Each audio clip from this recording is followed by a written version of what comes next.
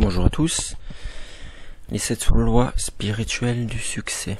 Chapitre 5, la loi de l'intention et du désir. Chaque attention, chaque désir génère sa propre mécanique d'autosatisfaction. Les intentions et les désirs, lorsqu'ils s'enracinent dans le champ de pure potentialité, acquièrent un pouvoir d'organisation sans limite. Lorsque nous introduisons une intention dans le sol fertile de la pure potentialité, nous faisons travailler dans pour nous ce pouvoir d'organisation infinie. Donc là, si vous voulez, la loi de l'intention, on peut la rapprocher de la loi de l'attraction quelque part. Au début, il y avait le désir, qui était la première graine de l'esprit.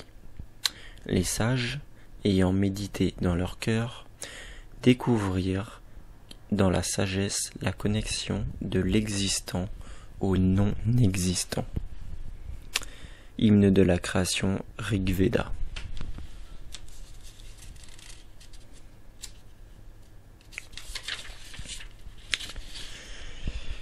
La 5e loi spirituelle du succès est la loi de l'intention et du désir. Cette loi se fonde sur le fait que l'énergie et l'information existent partout dans l'univers, au niveau quantique. Il n'y a d'ailleurs rien d'autre que de l'énergie et de l'information.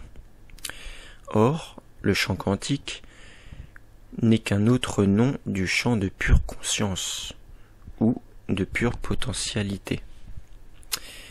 Il est influencé par l'intention et le désir. Examinons ce processus en détail. Une fleur, un arc-en-ciel, un arbre, un brin d'herbe, un corps humain, réduits à leurs composants essentiels, ne sont qu'énergie et information. L'univers entier, dans sa nature essentielle, est le mouvement de l'énergie et de l'information. La différence entre vous et un arbre vient du contenu informationnel et énergétique de vos corps respectifs. Sur le plan matériel, vous et l'arbre êtes faits des mêmes éléments. Une majorité de carbone, de l'hydrogène, de l'oxygène, du nitrogène, auxquels s'ajoutent, en très petite quantité, quelques autres éléments. Pour quelques dizaines de francs, vous pourriez acheter ces produits dans un grand magasin. Oui, donc en gros, ça rejoint l'idée que la matière, en fait, c'est des particules, et on le sait avec l'expérience de la fente de Jung, l'expérience quantique, on sait que les particules ont une conscience. Donc ça, même scientifiquement, c'est prouvé. Ainsi, la différence entre vous et l'arbre se tient ni dans le carbone, ni dans l'hydrogène ou l'oxygène. En réalité, vous et l'arbre échangez constamment du carbone et de l'oxygène. La seule différence entre vous vient de l'énergie et de l'information. Dans le schéma de la nature, nous, êtres humains, sommes une espèce privilégiée. Notre système nerveux est en effet capable de prendre conscience du champ localisé qui donne forme à notre corps physique, ainsi que de son contenu en information et en énergie. Nos pensées, nos sentiments, nos émotions, nos désirs, notre mémoire, nos instincts, nos croyances et nos actes nous offrent une expérience subjective de ce champ. Mais nous en faisons aussi l'expérience objective en le vivant comme corps physique, à travers le corps. Nous vivons ce champ en tant que monde. Mais tout se révèle en réalité être la même chose. C'est pourquoi les anciens disaient « Je suis ceci, tu es ceci, tout est ceci, et ceci est tout ce qui existe. » Votre corps n'est pas séparé du corps de l'univers, parce qu'au niveau du quantium, il n'existe pas de frontière définie entre vous et l'univers. Vous êtes un frémissement, une onde, une fluctuation, une convergence, un tourbillon, un trouble localisé dans un champ quantique plus large. Le champ quantique élargi, l'univers, et votre corps étendu. Le système nerveux n'est pas le seul système capable de devenir conscient des informations et de l'énergie de son propre champ quantique. Mais grâce à ces merveilleuses facultés, la conscience humaine est infiniment plus flexible que les autres consciences. Elle nous offre la possibilité de transformer consciemment le contenu d'informations qui donnent vie à notre corps physique.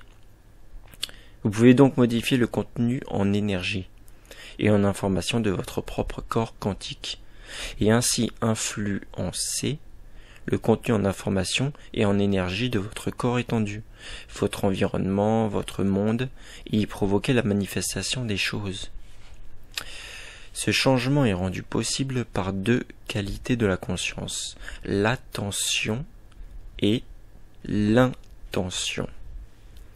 L'attention énergétise et l'intention transforme. Si vous n'avez pas vu mes expériences de loi d'attraction, je vous la mets en description si je pense à vous le mettre.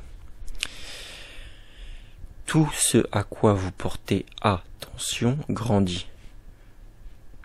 Tout ce à quoi vous ôtez votre attention pâlit, se désintègre et disparaît. L'intention, elle, agit sur la transformation de l'énergie et de l'information. L'intention organise sa propre réalisation.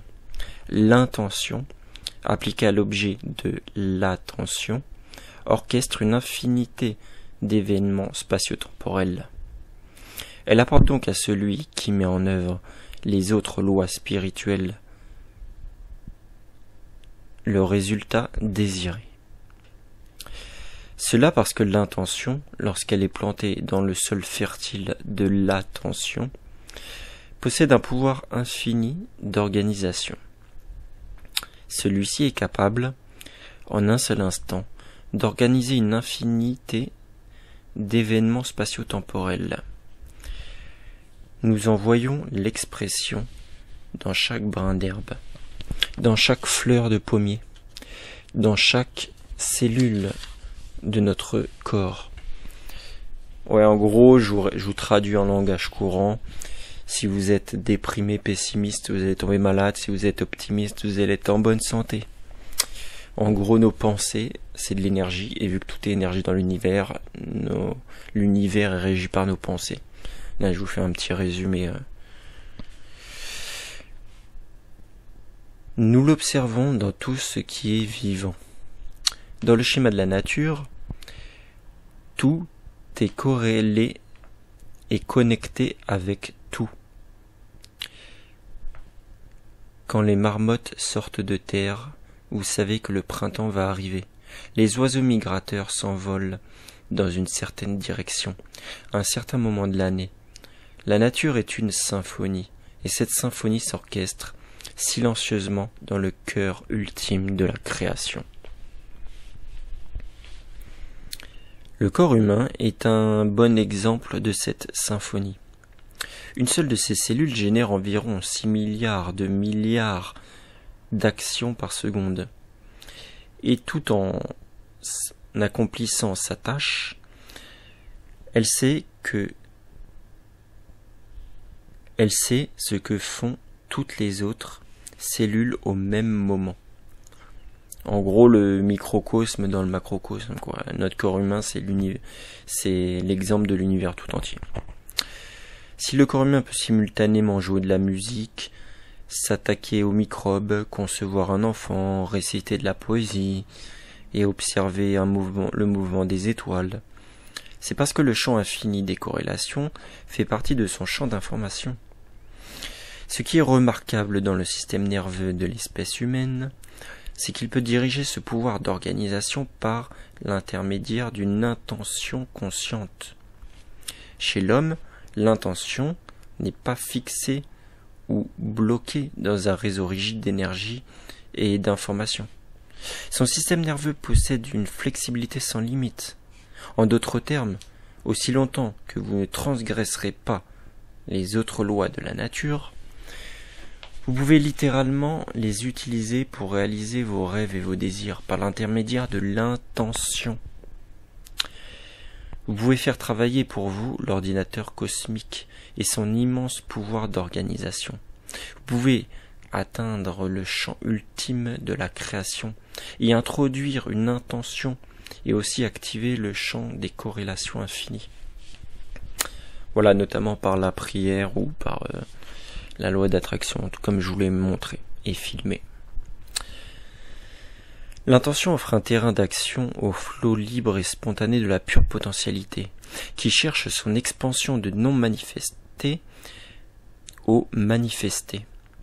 La seule condition à ce pouvoir est que vous l'utilisiez pour le bénéfice de l'humanité. C'est vrai que moi, quand j'utilise des fois la loi d'attraction pour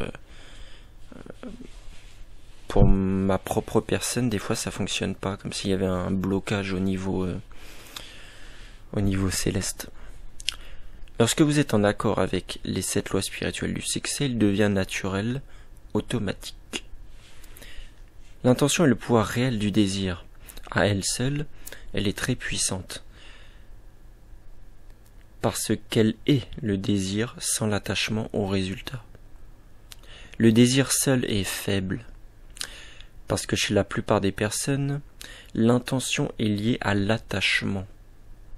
L'intention est un désir strict, est un désir en stricte adhésion aux autres lois, mais surtout à celle du détachement. L'intention, combinée au détachement, conduit à une conscience centrée sur la vie et sur le moment présent. Lorsque l'action est conduite dans l'esprit du moment présent, elle se révèle plus efficace. Vos intentions concernent votre futur, mais votre intention doit se situer dans le présent. Vos intentions, si elles sont centrées sur le présent, trouvent dans le futur leur manifestation, car le futur se crée dans le présent. Vous devez accepter le présent comme il est. Acceptez le présent et souhaitez le futur. Vous pouvez créer le futur par une intention détachée. Mais vous ne devriez jamais vous rebeller contre le présent. Le passé, le présent et le futur sont des propriétés de la conscience. Le passé est mémoire, souvenir. Le futur est anticipation. Le présent est conscience. Le temps est le mouvement de la pensée. Le passé et le futur naissent de l'imagination. Seul le présent, qui est conscience, est réel et éternel. Il est. Pour l'espace-temps, la matière et l'énergie, il est la potentialité. Le présent est le champ éternel des possibilités s'expérimentant elles-mêmes en tant que force abstraite, comme la lumière, la chaleur, l'électricité, le magnétisme ou la gravité. Ces forces n'appartiennent ni au passé ni au futur, elles sont. Notre interprétation de ces forces abstraites nous offre l'expérience des phénomènes et des formes concrètes. Les souvenirs de ces interprétations forment l'expérience du passé.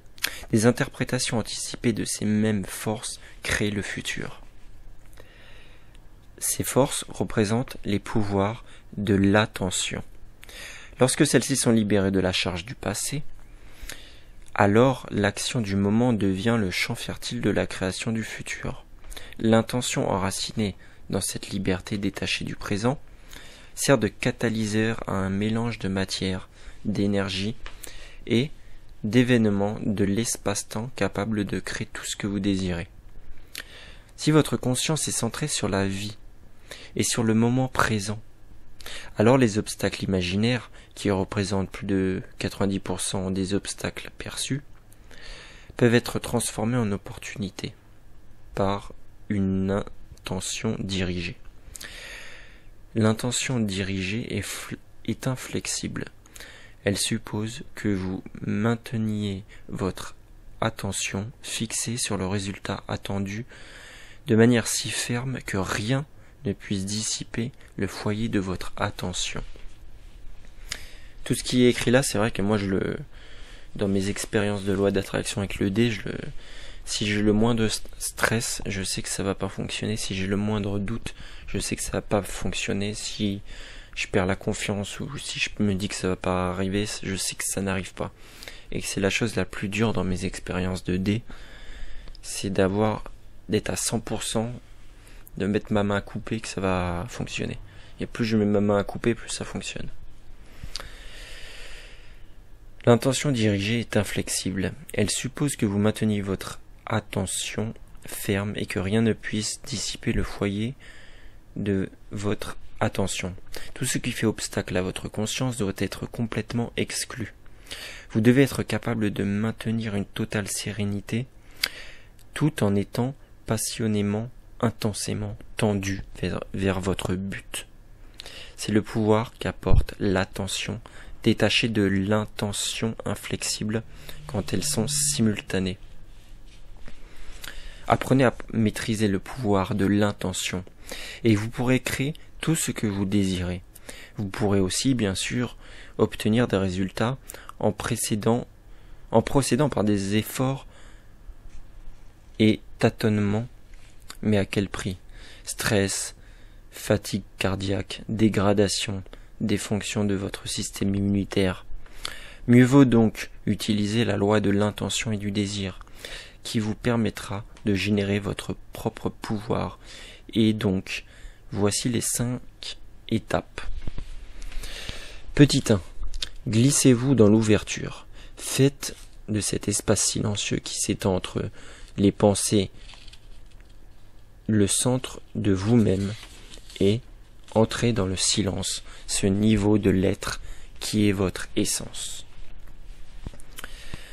Une fois établi dans cet état d'être, laissez s'exprimer vos intentions et vos désirs.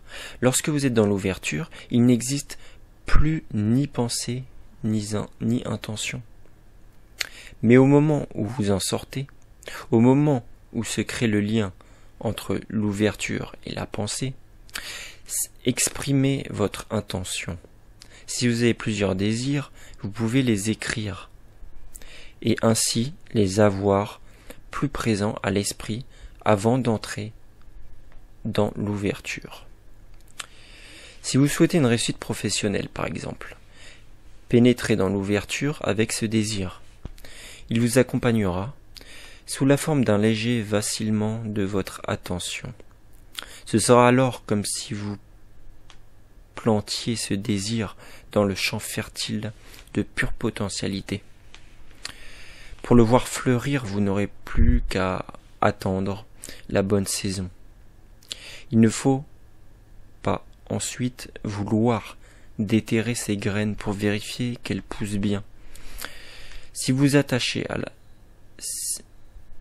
ni ne vous attachez à la manière dont elles vont se manifester. Ouais, en gros, l'idée c'est que les prières ne fonctionnent que si vous avez confiance en elles. Et ne pas chercher à vérifier ou à stresser ou à se dire ça va pas fonctionner. Petit 3. Restez dans l'état de référence au soi. Continuez à fonder votre existence sur l'existence du vrai moi. Votre esprit, votre connexion au champ de pure potentialité. Ne vous regardez plus avec les yeux du monde, ne vous laissez plus influencer par les opinions et les critiques d'autrui. Un bon moyen de maintenir l'état de référence au soi est de garder vos désirs pour vous. Ne les partagez qu'avec les personnes qui vous comprennent parfaitement, parce qu'elles ont exactement les mêmes buts que vous. Petit 4. Abandonnez tout attachement au résultat.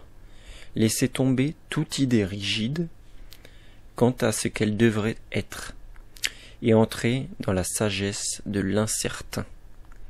Appréciez chaque moment de ce voyage qui est votre vie. Et même si vous n'en connaissez pas le but. Petit 5. Laissez l'univers se charger des détails, vos intentions et vos désirs. Lorsqu'ils atteignent l'ouverture, la brèche, acquiert un pouvoir d'organisation sans limite. Ayez confiance en ce pouvoir de l'intention et sa faculté d'orchestrer les détails. Oui, donc en gros, quand vous priez pour quelque chose, par exemple, ne cherchez pas à vous demander comment est-ce que ça va se réaliser. Ayez confiance en l'univers, ayez confiance en Dieu.